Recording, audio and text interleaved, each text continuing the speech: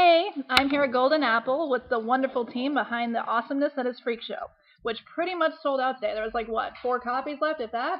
Yeah, just about. Something like that. It's awesome. So they also had with them the variant cover artist, but he had to go home, so it's just the fine boys behind the dream. Alrighty, I'm going to ask them a few questions for you guys, so enjoy.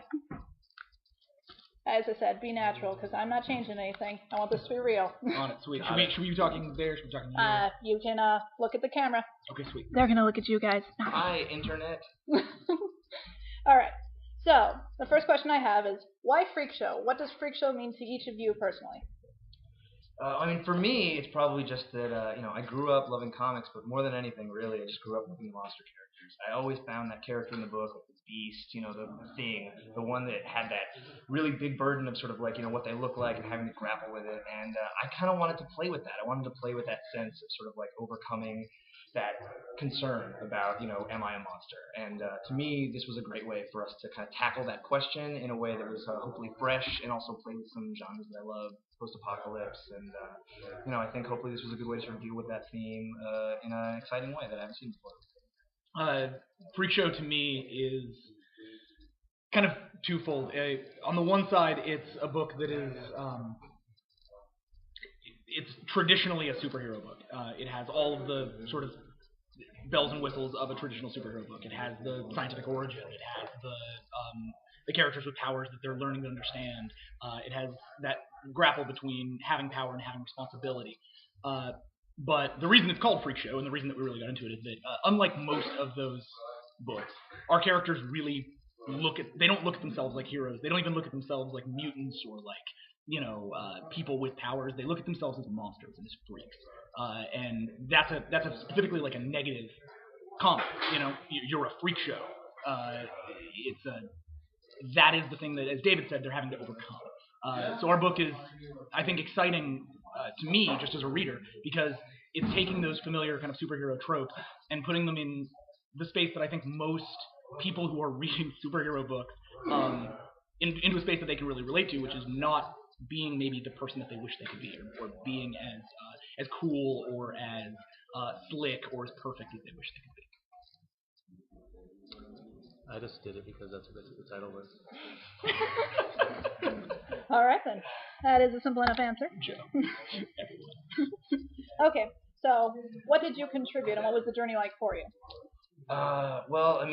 Freakshow, the initial sort of bones of the concept, something that I came up with back when I was living in Boston before I moved here to Los Angeles for film school. And, as I said, those were kind of the reasons that the book first came together.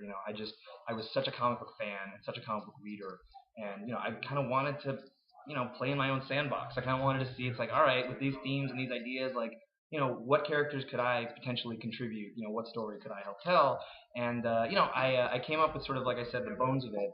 And I could never let it go. I had other story ideas that came and went, and that one I really wanted to get done, to get out there. But I hit really bad writer's block, and I'd never actually written a comic script before. I'd read a lot of comics. So the challenge for me was figuring out, it's not formed yet. I think that the drive is there. But I didn't know how to really get it onto the page, and actually, as it turns out, I went to a film shoot, and that's where I met Jack here. What happened was we met on a film set because we both love comic books. I was gaffing and he was doing sound, and I walked past him and he went Ultimates, and I went comic book. And that night I sent him a comic book script that I had been working on, just because that was what I had been doing. I decided pretty early on that I wanted to be a writer back in high school when I had no friends and all I wanted to do was write. And I would write scripts. I was writing screenplays and comic books and getting all that crap out that you get when you're a high schooler and you're trying to write. And I found a comic book idea that I really liked, and the script didn't suck. And I was like, okay, this is cool. I like this. And so I sent it to David, the first person who'd ever really seen it, and he was like, we should meet up because he liked the script. Really good. So we met up and we talked about it, and he mentioned, I have this book, it's called Freakshow, it has these characters, it has this cool thing that we're building to, here's what it is, but I have no idea how to structure it. And I sort of, not even thinking this is something I'll work on, I just kind of kicked my ideas. I was like, oh, well, I do this and this and this, and here's a character you should introduce, and here's a way that you could structure it, and here's how you get to that ending. And he was like, hey, do you want to write it? I was like, okay. And so we wrote it together. So I think what I managed to contribute to the book was that sense of like what the actual script form was and how you could tell that story and get it to where it was, which was exciting to me because I got to play in the coolest sandbox that I'd ever seen. Like, these characters are awesome, and I loved getting involved with it. But then, you hit that place where it's only a script, and that's when we found Joe. I know this sounds generic, but I really forgot the question. I didn't know all that story. What did you contribute, and what was the journey like for you? Because you contributed the art, Joe. I think I've gotten dinner bought for me like 3 times. Awesome. No, it's cool. I'm not really one for exposition, but That's okay. what would you think I would say? This is good. This is good. And I'm not going to do it in a joke way. But I think... No, I'm not going to. I'll do it for you later. I think that part of what was so great about finding Joe, because we were looking tirelessly, because we had a dear friend of ours, Hanai Rivera, a tremendously talented artist who did some design work for us, but then ultimately ended up moving back north where she was from. And we needed to find an artist, and we just spent hours on DeviantArt and conceptart.org and all these websites. Months more than hours. And that's true. Literally months. And it was a pleasure because I found so many artists who I love, people that I want to work with on the project. Hey dude, this guy's in Korea. He doesn't speak any English. I don't know if he's ever done comic books. Do you think he might be interested in drawing Freakshow? A little bit. And then we found Joe, who his favorite, he lived in Long Beach. His favorite restaurant diner was like right across from our house, so we got to meet there.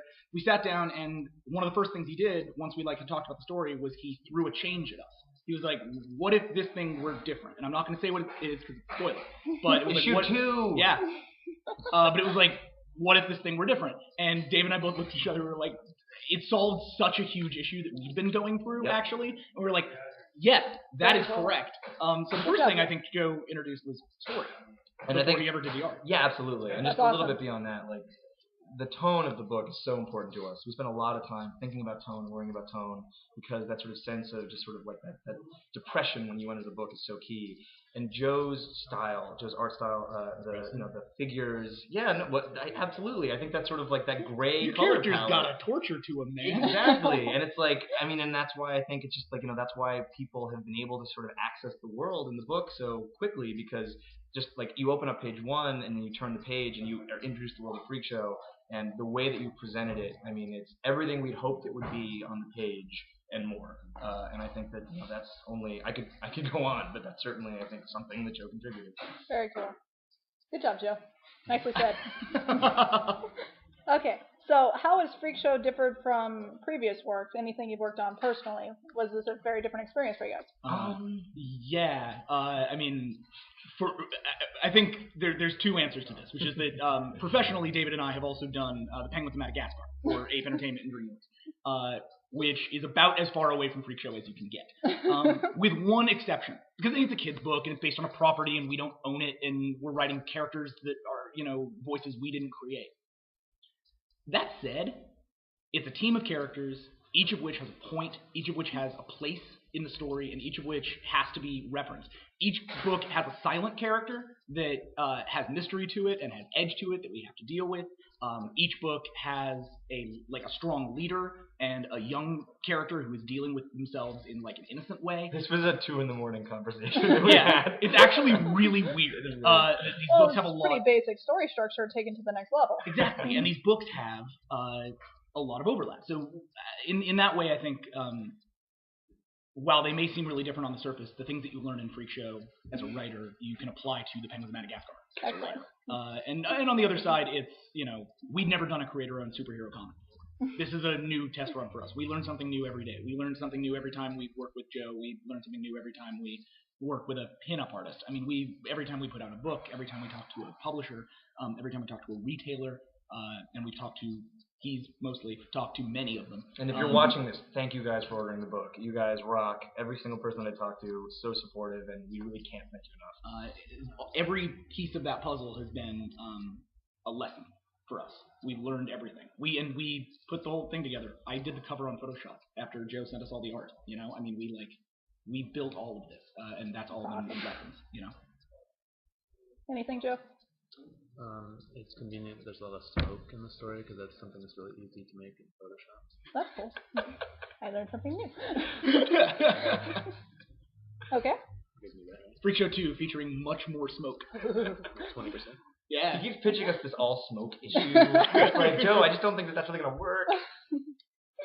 That would still be interesting to read. I'd probably read it. Have lots of eyes. Exactly. We have a lots of eyes page. Oh. Yeah. Read the I book. bet Joe enjoyed that.